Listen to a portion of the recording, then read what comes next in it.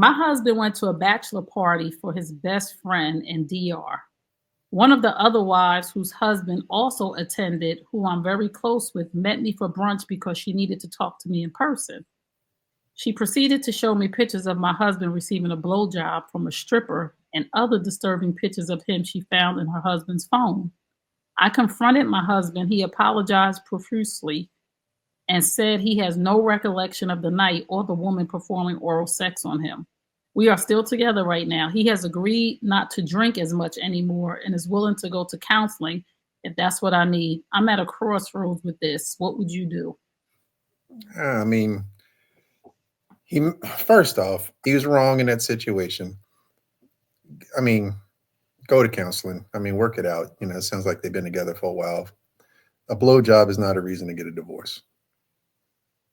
You almost maybe say the N word. Ninja, please. It's not. I mean, it's wrong in every aspect of it, but come on. I mean, y'all see women, celebrities get cheated on all the time and stay. So it's like, it's a blowjob. That's a whole different thing, though. So women that get cheated on by celebrities, they're staying because the perks and the benefits are something different. True. For me, I'm going to say what I do. And this is just because, let's say this. We always talk about our non-negotiables and our deal breakers. So getting into this marriage was cheating a deal breaker, right? Because he clearly cheated. Right. Even though I believe he may not have no recollection of it, because people do get stupid drunk. I told you my last year, my birthday party. I'm so glad I got good friends, because anything can happen to you when you are inebriated, when you are so drunk that you don't know.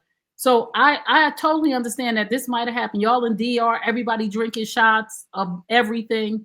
Right. But my thing is this: you're a grown man, and you're somewhere where you are in a compromised position where you know there are women in the room and everybody's doing all kind of stuff, that you would let yourself get that drunk is a red flag for me.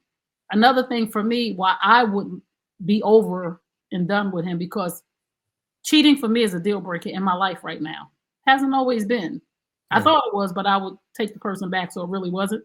Right. But right now, cheating's a deal breaker for me. And this is the thing that she has to realize. He decided to cheat, right? Now, if you decide to stay, that's your decision. So he can't blame you for cheating, and you can't blame him if you decide to stay. So you cannot crucify this man for the rest of his life. True. You have to give him a clean slate. Once y'all go through counseling and have a time together of let's discuss this, you're going to have to ask yourself, can I completely let this go? Or is it going to make both of us sick? Because you can't punish him for the rest of his life for a decision that he made while he was intoxicated. Now, if you cannot let go of this is just my opinion. And this is why I couldn't stay with a person if this happened to me. Because I know that I would not be at peace anymore with him. And I would crucify him every time I got a chance to. I would really just, anytime a trigger happened, none of us would have peace. So, sis, if you love him and you want to stay, since you said y'all still together, so clearly there's a part of you that wants to stay, but you're going to have to 100% forgive him. And nobody can tell you how long that's going to take, but you don't have the right to punish him for the rest of his life if you decide to stay. Right. If it's a first offense and he's never done anything questionable before, go to counseling, work it out. She's already there. She didn't blow up. She didn't, leave him. I'm sure she probably did blow up. Well, I'm just saying, if she was truly done, she would have already left. So she wants to work it out. If it's a first offense, go to counseling. You guys will work it out. But like you said, you gotta let it go. You gotta move on. So he will not be going any more guys trips. I'm pretty sure of that. Right. Eventually, this is the key to her to ask herself this question. And nobody wants to hear let it go, because you're going to get to a point where you're going to be badgering him. He's going to say, you got to let this go. And you're going to think that he's disregarding your feelings. If he has remorse right now, remorse is the key to this problem. Some people just let it go. Is he upset? Is he sorry because he got caught? Or is he sorry because he did something that's out of his character? And again, if you are not going to be able to let this go, let him go. Like, release yourself, because you're going to be the one that's sick. Every time you walk out that door, you're going to have bubble guts. Every time that phone ring, you're going to have bubble guts. Every time he disappeared, every time he come late from work, the gym, if you are going to do that to yourself, if it is going to mentally, this is why cheating is a deal breaker for me, because I know that it'll mess with my mental health. So I'm not saying you can't work this out, because I'm a certified life and relationship coach. I've worked with couples who have had serious infidelity problems, and it wasn't no boys trip like they had, and they're still together, quite a few of them.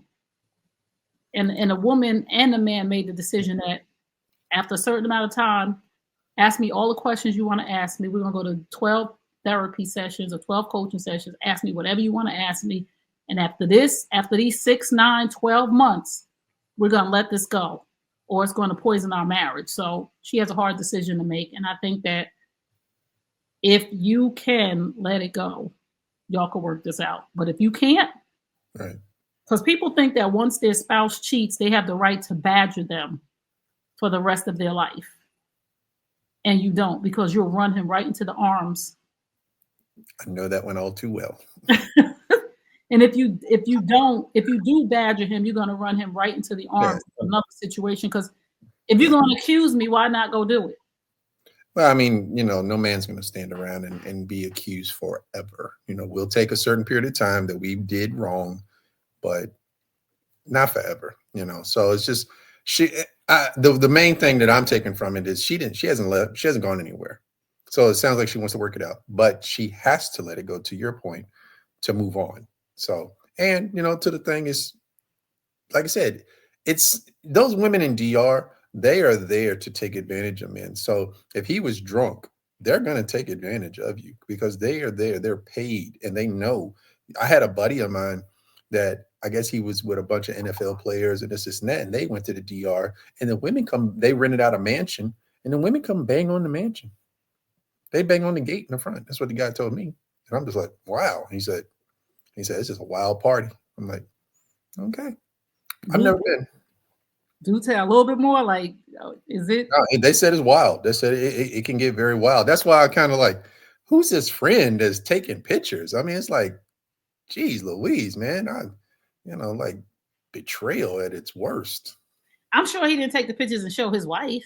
Well, I'm just saying, why is his friend videotaping that scenario? You gotta know you gotta know you guys too. If you're gonna cheat and you're gonna do these questionable things, listen, man, yo guys, everybody's gotta be on the same page. Put your phones up. Listen, know your deal breakers. So clearly this is not a deal breaker, because if it was, she would be gone. And this is the thing too about deal breakers. Let's just talk about this real quick, then we're gonna move on. This is the thing about deal breakers and boundaries and non-negotiables.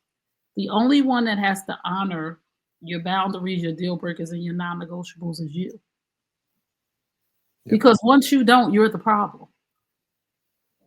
So if I say my deal breaker is cheating, and then a man comes and cheats, and then he sweet talks me and talks, he's not the problem. I am, because I didn't honor my own non-negotiable and my deal breakers. True. And most of the time, that's the problem. Men and women will say, I will not tolerate this, that, and the other. And then when it happens, because you don't think it's going to happen, right? Tolerate that mess. And now it becomes an empty threat if you don't act on it. And you're kind of like, I'll do it again. She ain't going nowhere. So that's the risk. That's you the got to risk. take. But is the risk worth the reward? And true. Again, we talk about this all the time. Love is a gamble. Like, you just never know. So if you just tuned in, you're tuned into Looking for Love. My name's Tray Kearney. This is my co-host, Lamar Hall. We're here every Wednesday night, 9 p.m. Eastern Standard Time. And right now we're doing our segment, What Would You Do?, where our viewers send in questions and scenarios about what will we do.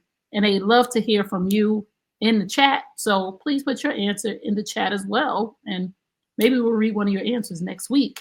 Or join us on the New You Nation Network YouTube channel, and we can put your answer on the screen.